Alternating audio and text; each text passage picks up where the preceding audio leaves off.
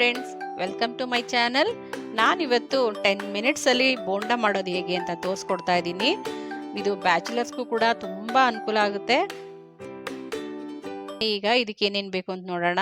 1/4 bowl ಕಡಲೆ ಹಿಟ್ಟು, ಒಂದು 4ರಿಂದ ಈರುಳ್ಳಿ, ಕಟ್ ಮಾಡಿ ಇಟ್ಕೊಂಡಿರೋ ಈರುಳ್ಳಿ, ಒಂದು 4 ಹಸಿಮೆಣಸಿನ್ಕಾಯಿ, ಒಂದು ಬೌಲು ಸಬ್ಬಸ್ಗೆ ಸೊಪ್ಪು, ಮತ್ತು ಒಂದು ಸ್ವಲ್ಪ ಕೊತ್ತಂಬರಿ ಸೊಪ್ಪು, ಮತ್ತು ಕರಿಬೇವು, ಮತ್ತು ಒಂದು ಚಿಟಿಕೆ ಸೋಡಾ, ಅಡಿಗೆ ಸೋಡಾ, ಒಂದು 1/4 ಟೀ ಸ್ಪೂನಷ್ಟು ಜೀರಿಗೆ, ಅದು ಕಲಿಸ್ಲಿಕ್ಕೆ ಸ್ವಲ್ಪ ಎಣ್ಣೆ. ಬನ್ನಿ ಈಗ ಒಂದು ಬೌಲಿಗೆ ಕಟ್ ಮಾಡಿ ಇಟ್ಕೊಂಡಿರೋ ಎಲ್ಲ ಪದಾರ್ಥನೂ ಮಿಕ್ಸ್ ಮಾಡ್ಕೊಳ್ಳೋಣ. ಹಸಿಮೆಣಸಿನ್ಕಾಯಿ, ಈರುಳ್ಳಿ, ಕೊತ್ತಂಬರಿ ಸೊಪ್ಪು, ಕರಿಬೇವು, ಜೀರಿಗೆ, ಇದನ್ನೆಲ್ಲ ಬೌಲ್ಗೆ ಮಿಕ್ಸ್ ಮಾಡ್ಕೊಳ್ಳೋಣ. ಈಗ ಜೀರಿಗೆ ಏನಕ್ಕೆ ಅಂತ ಅಂದರೆ ಅದು ಒಂದು ಫ್ಲೇವರ್ ಕೊಡುತ್ತೆ ಬೋಂಡಾದಲ್ಲಿ. ಅದು ತುಂಬ ಚೆನ್ನಾಗಿ ಟೇಸ್ಟ್ ತುಂಬ ಚೆನ್ನಾಗಿರುತ್ತೆ. ಒಂದು ಚಿಟಿಕೆ ಆದರೆ ಸಾಕು. ಇವಾಗ ಕಡಲೆ ಹಿಟ್ಟು ಮಿಕ್ಸ್ ಮಾಡ್ಕೊಳ್ಳೋಣ. ಒಂದು ಚಿಟಿಕೆ ಅಡುಗೆ ಸೋಡಾ, ಅದು ಸ್ವಲ್ಪ ಕ್ರಿಸ್ಪಿಯಾಗಿ ಬರಲಿ ಅಂತ. ಬೇಡ ಅಂದರೆ ಸ್ಕಿಪ್ ಮಾಡ್ಕೋಬೋದು. ರುಚಿಗೆ ತಕ್ಕಷ್ಟು ಉಪ್ಪು, ಮಿಕ್ಸ್ ಮಾಡಿ ಕಲಿಸ್ಲಿಕ್ಕೆ ಸ್ವಲ್ಪ ಒಂದು 2 ಸ್ಪೂನಷ್ಟು ಎಣ್ಣೆ ಮಿಕ್ಸ್ ಮಾಡ್ಕೊಳ್ಳೋಣ. ಮೊದಲಿಗೆ ನಾವು ಇದನ್ನು ಎಣ್ಣೆ ಎಲ್ಲ ಹಾಕಿ ಮಿಕ್ಸ್ ಮಾಡೋ ಟೈಮಲ್ಲಿ ನೀರು ಹಾಕೋಬಾರ್ದು.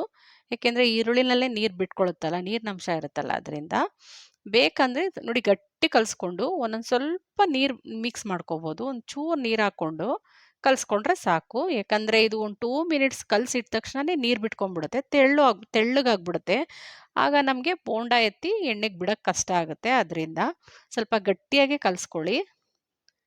ನೋಡಿ ಈಗ ಇಷ್ಟು ಚೆನ್ನಾಗಿ ಹದವಾಗಿ ಬಂದಿದೆ ಇದು. ಈಗ ನಾವು ಕೈಯಲ್ಲಾದರೂ ಹಾಕ್ಬೋದು, ಇಷ್ಟಿಷ್ಟಪ್ಪ ಕೈಯಲ್ಲಿ ಹಾಕ್ಬೋದು, ಇಲ್ಲಾಂದರೆ ನೀವು ಸ್ಪೂನಲ್ಲಿ ಹಾಕ್ಕೋಬೋದು. ಬನ್ನಿ ಒಂದು ಬಾಣಲಿ ಇಟ್ಬಿಟ್ಟು ಅದಕ್ಕೆ ಎಣ್ಣೆ ಹಾಕ್ಕೊಳ್ಳೋಣ, ಕಾಯಕ್ಕಿಡೋಣ. ನೋಡಿ ಈಗ ಎಣ್ಣೆ ಕಾಯ್ತಾ ಇದೆ. ಒಂದೊಂದೇ ಬಿಡೋಣ ಇವಾಗ ಬೋಂಡಾನ. ಎಣ್ಣೆ ಚೆನ್ನಾಗಿ ಕಾಯ್ದಿದೆ ಇವಾಗ.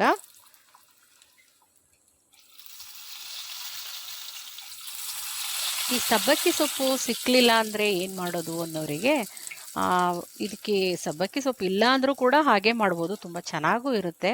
ಈರುಳ್ಳಿ, ಹಸಿಮೆಣಸಿನ್ಕಾಯಿ, ಕರಿಬೇವು ಸ್ವಲ್ಪ ಜಾಸ್ತಿ ಹಾಕ್ಕೊಳ್ಳಿ. ಹಸಿಮೆಣಸಿನ್ಕಾಯಿ, ಕೊತ್ತಂಬರಿ ಸೊಪ್ಪು, ಈರುಳ್ಳಿ ಇಷ್ಟೇ ಸಾಕು. ಕಡಲೆ ಹಿಟ್ಟು ಇದನ್ನು ನಾನು ಯಾವ ಮೆಥಡಲ್ಲಿ ಕಲಿಸ್ದೆ ಅದೇ ಮೆಥಡಲ್ಲಿ ಕಲಿಸ್ಕೊಂಡು ಮಾಡ್ಕೋಬೋದು. ಸಬ್ಬಕ್ಕಿ ಸೊಪ್ಪು ಸಿಕ್ಕಿಲ್ಲ ಅಂದರೆ, ಸಿಕ್ಕಿದ್ರೆ ಇನ್ನೂ ಚೆನ್ನಾಗಿರುತ್ತೆ. ಸಿಕ್ಕಿಲ್ಲ ಅಂದರೆ ಅದು ಏನು ಟೇಸ್ಟ್ ಏನು ಚೇಂಜ್ ಆಗಲ್ಲ, ಚೆನ್ನಾಗಿರುತ್ತೆ. ಅದು ಕೂಡ ಅದು ಟ್ರೈ ಮಾಡ್ಬೋದು. ನಾನು ಅದನ್ನು ಮಾಡಿದ್ದೀನಿ. ಬನ್ನಿ ಇವಾಗ ನೋಡಿ, ಒಂದು ಕೂಡ ಅಂಟಿಲ್ಲ, ಎಷ್ಟು ಚೆನ್ನಾಗಿ ಕ್ರಿಸ್ಪಿಯಾಗಿ ಬರ್ತಾ ಇದೆ. ದಯವಿಟ್ಟು ನೀವು ಹೈ ಫ್ಲೇಮಲ್ಲಿ ಮಾತ್ರ ಬೋಂಡನ ಬೇಯಿಸೋಕ್ಕೆ ಹೋಗಬೇಡಿ. ಲೋ ಫ್ಲೇಮಲ್ಲೇ ಬೋಂಡ ಬೇಯಿಸಿ, ಗೋಲ್ಡನ್ ಕಲರ್ ತುಂಬ ಚೆನ್ನಾಗಿ ಬರುತ್ತೆ. ಲೋ ಫ್ಲೇಮಲ್ಲೇ ಬೇಯಿಸಿದ್ರೆ ಒಳಗಡೆ ಎಲ್ಲ ಚೆನ್ನಾಗಿ ಬೆಂದಿರುತ್ತೆ. ಇಲ್ಲ ಅಂದರೆ ಜೋರು ಉರಿ ಕೊಟ್ಬಿಟ್ರೆ ಏನಾಗುತ್ತೆ, ಮೇಲೆಲ್ಲ ಕಪ್ಪಗಾಗ್ಬಿಡುತ್ತೆ, ನಾವು ಬೆಂದಿದೆ ಅಂದ್ಕೊಂಡ್ಬಿಡ್ತೀವಿ.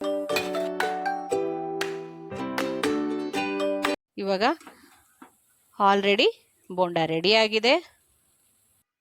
ತುಂಬ ಚೆನ್ನಾಗಿ ಟೇಸ್ಟಿಯಾಗಿದೆ ಬೋಂಡ. ಈಗ ನೋಡಿ ಆಲ್ರೆಡಿ ರೆಡಿಯಾಗಿದೆ. ದಯವಿಟ್ಟು ನನ್ನ ಚಾನಲ್ನ ಸಬ್ಸ್ಕ್ರೈಬ್ ಮಾಡ್ಕೊಂಡಿಲ್ಲ ಅಂದರೆ ದಯವಿಟ್ಟು ಸಬ್ಸ್ಕ್ರೈಬ್ ಮಾಡ್ಕೊಳ್ಳಿ, ಲೈಕ್ ಮಾಡಿ, ಶೇರ್ ಮಾಡಿ. Thank you.